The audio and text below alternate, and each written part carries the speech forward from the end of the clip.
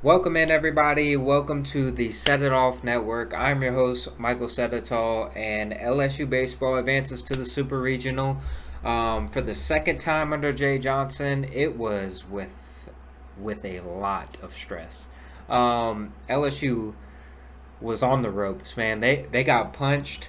They got knocked around by Little Rock, a 4 seed in the Baton Rouge Regional, and got taken to the brink. I think a lot of LSU fans were nervous on Monday.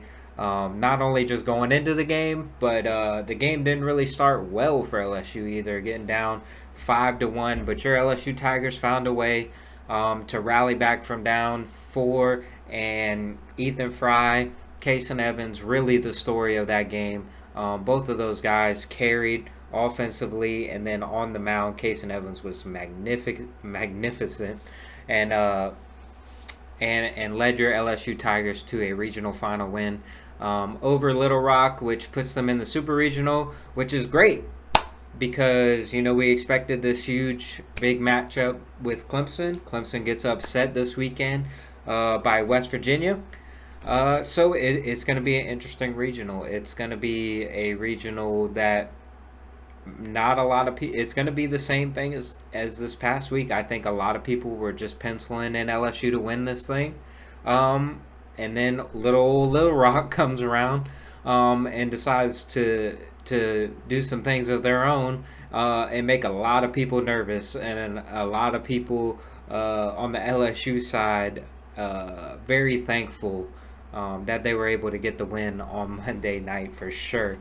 But West Virginia comes to town 44-14, a team that was absolutely struggling. I thought they had no chance in this regional. I honestly thought it was going to be Clemson, Kentucky type regional, but West Virginia went in there, and not only did they win the regional, they swept through the regional. Went a perfect 3-0. This is a team that came in to the postseason not playing well at all. Losing their last, they won the Big 12 in the regular season overall. Like I said, with that 44-14 record, 19-9 in the Big 12. So looks super good on paper there.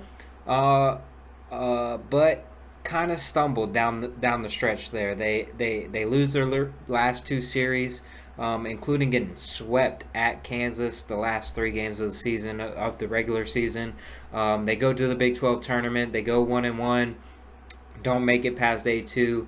And then they were kind of limping into the NCAA regional, but boy, did they find a way to turn it on. They were outstanding all weekend. They played Kentucky on Friday and get a big walk-off win. They were not without a little bit of drama this weekend. I believe all of their games they were losing at some point, and they came back and won all three of them.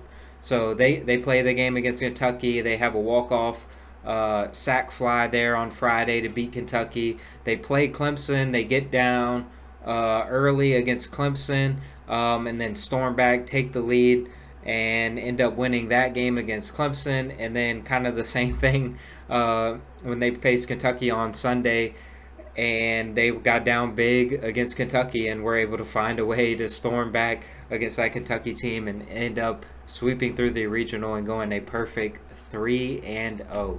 So a little bit about West Virginia. Obviously, like I said, 44-14 on the year. So they got the wins, and this is a team that knows how to win, right? And even though they played not their best baseball towards the end of the season, it seems like they figured something out, or at least they got things going, this weekend like they should have.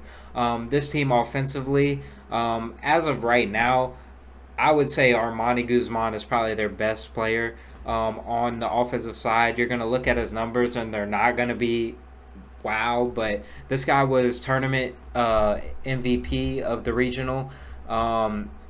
He was absolutely outstanding. He was unanimously voted most outstanding player of the Clemson Regional. He's a sophomore, went 8 for 12, 6 RBIs, a couple doubles, and had that walk-off sacrifice fly in game one, game-tying RBI against Clemson, and brought in the winning run against Kentucky on Sunday. So this guy pretty much did it all in the clutch situations for the Mountaineers. Another guy that made the all-tournament team for them, Brody Kresser, went 6 for 13 this weekend, including 4 for 5 in the win over Clemson. So against what was their best competition, he was their guy. He's a senior, and he started all those. He started the rally in the 8th inning that really got things going for West Virginia there in that regional. And then on paper, you're gonna look at this West Virginia team, and that's not even to mention guys like Sam White, who is their leading hitter, hitting .352 on the year, only 4 home runs. This is not a team that's going to drive the ball out the ballpark. I don't even think they hit a home run in the Clemson Regional, and that is not a big ballpark at all. So not a team power-wise, that's going to wow you. 55 home runs on the year is not a lot. Granted, they play in the Big 12. Granted, they play up north for, however many months out of the year it's cold up there. But still, 55 seems like a really low number. And not a lot of guys on the team with a lot of home runs. They only have one guy in double digits, and that is Kyle West, who's their second leading hitter, got 10 home runs on the year. So this isn't a team that's going to wow you with the SEC power numbers that you see throughout the weeks that LSU goes throughout the regular season. This is a team that's going to steal some bases on you, 108 stolen bases this year. So it's a team that's going to steal bases. They're going to hit a lot of singles, a lot of doubles, spray the ball into the gaps. It's just a really scrappy bunch. Like I said, there's not going to be a lot of wow factor there. There's not going to be like, wow, that guy really killed us and, hit 4 or 5 home runs this weekend. If West Virginia finds a way to win the Super Regional, it's going to be like death by 1,000 cuts, which I think bodes in LSU's favor, honestly, with Cade Anderson and Anthony Ianson. I don't see, them giving up a lot of base runners. But this is also a team that can work counts and do a lot of things. This is a team that walked 265 times on the season. So, they can take their walks. They have a team on base percentage close to 400, which is absolutely astounding. With a team batting average of only 299, 396, almost 400 at the on base percentage department. This team is going to scrap. They're going to work pitch counts, which could be their recipe for success, you would think, is getting Cade Anderson, getting Anthony Ianson out of the game quicker, so you can get to that LSU bullpen that we've seen has had some issues as of late. So, this is a team that played extremely well outside of their home stadium. So going on the road is nothing new to them. Obviously, they won the Clemson Regional, but they were 24-5 this year away from West Virginia, which, compared to 17-7 at home, 3-2 at neutral sites, like they were obviously significantly better on the road. So this team is not going to be intimidated it's not going to be like, oh, they don't play well on the road. It's kind of like the LSU thing. Like LSU plays significantly worse when they go on the road. It seems like West Virginia plays their best when they go on the road. So that is going to be some things to watch out for. Pitching-wise, you are going to see Griffin Kern most likely on Friday night going up against Cade Anderson, and he was outstanding against Kentucky. If it would not for a couple errors there by his defense, letting them down there, we're talking about 1 earned run in 7 1/3 innings on Friday night against Kentucky. So he was amazing. That is most likely going to be your Friday night starter. 7 strikeouts, 7 1/3 innings. And then in that game in first relief, they have a guy by Reese Bassinger, and he leads the team in saves, or he's tied for the the team lead in saves with 5. But he's 7-1 on the season. A guy that can extend a little bit. Has pitched a lot of innings, 60 innings on the season. So he could easily, go for multiple innings, like 3 to 4, if they needed him to. But that's a guy you're definitely going to see out of the bullpen for sure. And then we got to talk about my guy. All right, my guy Jack I don't want to say his name wrong because he deserves way more credit than this, but it's Jack Carsonis. We're gonna go with Carsonis. All right, this dude has the best Fu Manchu I've ever seen. Hands down, he's already won facial hair of the weekend, and the Super Regional hasn't even started yet. Like, the dude's facial hair is elite. All right, and not to mention, is his facial hair elite? He's pretty damn good himself. All right, he went up against that Clemson lineup, and like I said, another thing where his defense kind of let him down there. It was kind of the story for West Virginia. They made a couple errors at very costly times this weekend that made these games a lot closer than they probably should have been. But he went 5 1/3, 7 strikeouts, 2 earned runs, but only gave up 3 hits. 3 hits and only 1 walk. So, they were able to get runs off of him, but obviously, 3 hits and 1 walk in 5 1/3 innings is all you can ask for out of your pitcher, really. And an interesting note there, in that Clemson game on back-to-back days, they went right back to Reese Bassinger, and he struggled. He struggled mightily. He only pitched an inning, but gave up 4 hits, an earned run, didn't walk anybody, but he was a guy that they went to back-to-back days, and he struggled. So I would say he probably doesn't get that again. If I would take a guess that they've kind of learned their lesson about going to guys back-to-back days like that.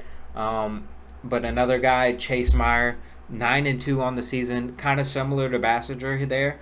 He comes in, kind of shuts down that Clemson offense again, and get them back right to where they could mount their little comeback there. And even him, he struggled late also by walking a couple guys, and he ended up getting taken out of the game there in the 9th inning. And they brought in Bing McDougall to close it out. So he got the last out of the game, pretty much is how that went, because I'm pretty sure Clemson loaded the bases there in the 9th inning. And so those are a couple names that you probably need to watch out for there. And if it goes to a game 3, they started a guy named Robbie Porco. Yes, you heard that right. But not only did they start him, they went right back to Reese Bassinger. So I am almost guarantee you guys, you were going to see Reese Bassinger. This man pitched in all 3 games, and he struggled. He struggled the second 2 games, right? He pitched 2 2/3 against Kentucky on Sunday, and he was awful. He gave up 9 hits, 4 earned runs, and he was not good at all. So you were going to see a lot of guys, and obviously they brought back Griffin Kern to close that out. So, that is their guy. Griffin Kern is their guy, and he is going to go Friday night, but that is a guy that they are not scared to bring back in that Game 3 situation. Obviously, they brought him back to pitch an inning there against Kentucky to close things out for them. So, this is a good West Virginia team. I think a lot of people don't understand that. Being that you don't really watch West Virginia baseball that often. This is only their second time in a Super Regional. But LSU is going to have their hands full. I think this is going to be a very low-scoring regional. I think West Virginia's pitching could have some success against some LSU hitters there. But it's really going to be all about, can West Virginia work counts? Can they get Cade Anderson out of the game early, get to that bullpen, get Anthony Einson out of the game early, and take one of the first 2 games against those 2, because you take a game with one of those 2, and then that game 3, depending on how LSU chooses to use their bullpen and whether Kason Evans is that closer guy, you've seen a lot of inconsistency out of that bullpen with especially with a guy like Zach Cowan lately, who has not been up to standard, and guys like Jacob Meyer, who've had their inconsistency but seen some success here and there. It's going to be a lot for LSU if West Virginia can steal one of those first 2 games. I think almost the momentum would shift towards them if they were able to find a way to win game 1 or game 2, and LSU wasn't able to sweep them. But that's all I got, man. I hope you guys enjoyed. Hopefully you guys are having a great work week and enjoyed me talking about West Virginia baseball. And we'll finish it off this week with previewing the entire thing from the LSU side later on this week, and I will see you guys next time.